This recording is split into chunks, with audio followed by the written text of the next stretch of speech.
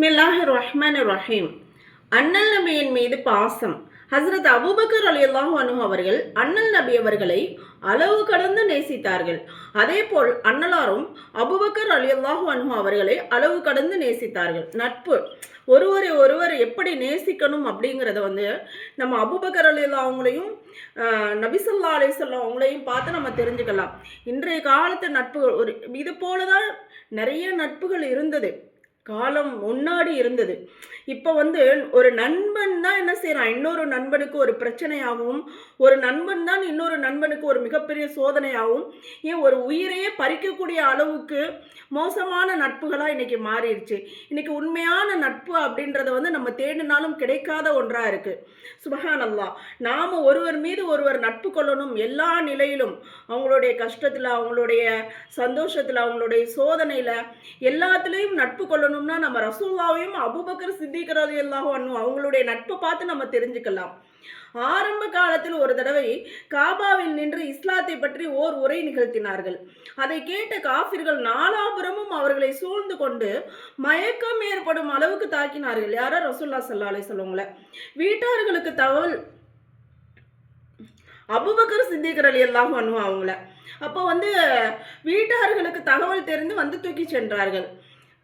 Abu Bakr ரலியல்லாஹு அவங்கள இஸ்லாத்தை பற்றி அவங்க சொல்லும்போது ரொம்ப அவங்கள போட்டு அடிச்சிட்டாங்க. மக்கள் எல்லாம் மயக்கமுற்று விழுந்தோன்னே என்ன நடக்குதுன்னு தெரியல, அவ்வளோதான், வீட்டுக்கு எடுத்துகிட்டு போயிட்டாங்க. நீண்ட நேரம் மயக்கத்திலேயே இருந்தார்கள். அவர்களின் தாயார் தலைமாட்டில் அமர்ந்து அழுது கொண்டு இருந்தார்கள்.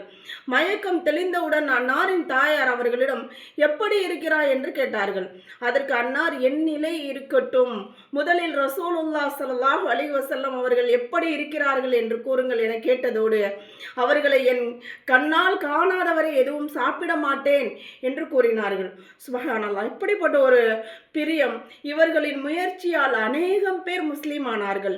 அவர்களில் ஹஸ்ரத் உஸ்மான் ரலியல்லாஹு அன்ஹு, ஹஸ்ரத் அப்துர் ரஹ்மான் இப்னு ஔஃப் ரலியல்லாஹு அன்ஹு, ஹஸ்ரத் ஜுபைர் ரலியல்லாஹு அன்ஹு, ஹஸ்ரத் அபு உபைதா ரலியல்லாஹு அன்ஹு, ஹஸ்ரத் சாத் இப்னு அபி வக்காஸ் ரலியல்லாஹு அன்ஹு அவர்கள் ஆவார்கள். இவங்க பெரும் பெரும் சஹாபிகள், சாதாரணமானவங்க இல்லை. ஒவ்வொருத்தருக்கும் ஒவ்வொரு சிறப்புகள் இருக்கு.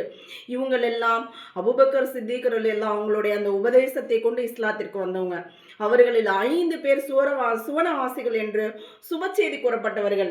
இவங்க 5 பேரும் சுவனவாசிகள் அப்படின்னு சொல்லிட்டு இந்த உலகத்திலேயே அவங்களுக்கு சுப செய்தி கூறப்பட்ட சஹாபாக்கள். மக்காவில் ஈமான் கொண்ட அடிமைகள் அவர்களின் எஜமானன்களால் மிக மோசமாக துன்புறுத்தப்பட்டார்கள்.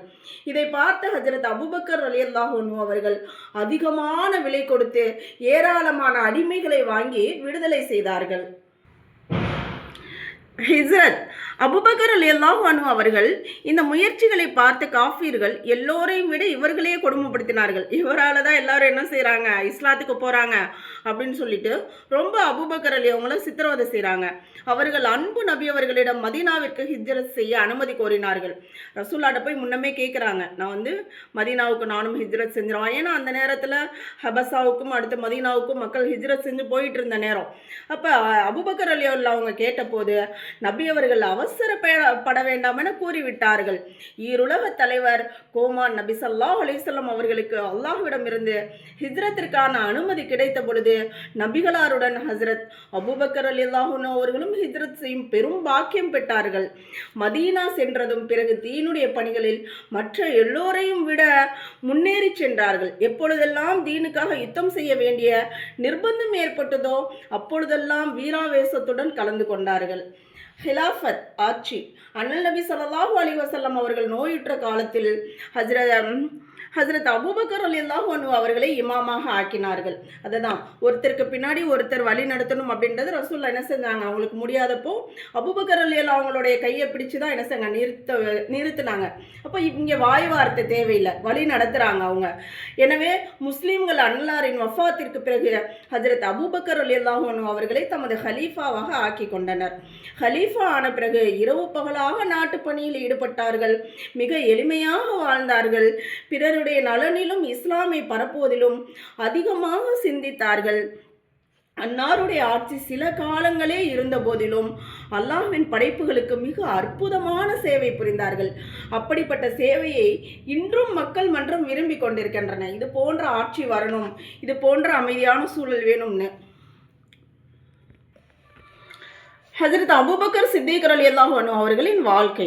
ஹஜ்ரத் அபூபக்கர் ரலியல்லாஹு அன்ஹு அவர்கள் ஹலீஃபாவாக ஆவதற்கு முன் வியாபாரம் செய்து வந்தார்கள். ஹலீஃபாவாக ஆன பிறகு சில முக்கியமான சஹாபாக்களின் ஆலோசனையின் பேரில் அன்னாருக்கு அரசாங்கத்திலிருந்து சொற்ப ஊதியம் நிர்ணயம் செய்யப்பட்டது. அந்த சொற்ப ஊதியத்தை கொண்டே அன்னார் தம் வாழ்க்கையை நகர்த்தி வந்தார்கள். எளிமையிலும் எளிமையாக வாழ்ந்தார்கள். முரட்டு ஆடைகளை அணிவார்கள், ரொம்ப கனமான ஆடைகள். எளிய உணவு உண்பார்கள். இரவு பகலாக இபாதத் செய்வார்கள். மிகுதமாக நோன்பு நோற்பார்கள். திருக்குரான் ஓதுவதில் அவர்களுக்கு தனி பிரியம் இருந்தது. மக்காவிலே அதிகமான மக்கள் அன்னார் குரான் ஓதுவதை கேட்டு கேட்டே முஸ்லீம் ஆனார்கள். தொழுகையில் குரானை ஓதிக்கொண்டே தொண்டை அடைக்கும் அளவிற்கு ஏங்கி ஏங்கி அழுவார்கள். ஹிஜ்ரி 13ஆம் ஆண்டு ஜமாதில் அவ்வல் 21ஆம் தேதி இவ்வுலகில் இருந்து பிரியா விடை பெற்று தன் அசல் தங்குமிடத்திற்கு சென்றார்கள். இன்னாலில்லாஹி வ இன்னா இலைஹி ராஜிஊன். அவர்கள் தங்குமிடத்தை பற்றி நபி ஸல்லல்லாஹு அலைஹி வஸல்லம் அவர்கள் முன்னரே அறிவித்திருந்தார்கள். அவர்கள் அல்லாஹுவை பொருந்தி கொண்டார்கள். அல்லாஹ் அவர்களை பொருந்தி கொண்டான். சஹாபாக்களுடைய வாழ்க்கை அப்படிதான். அவங்க அல்லாஹுவை பொருந்தி கொண்டு வாழ்ந்தாங்க. அவங்களுடைய மரணத்தின் போதும் மரணத்திற்கு பிறகும் அல்லாஹ் அவர்களை பொருந்தி கொண்டார். கொள்வானாக. ஆமீன்.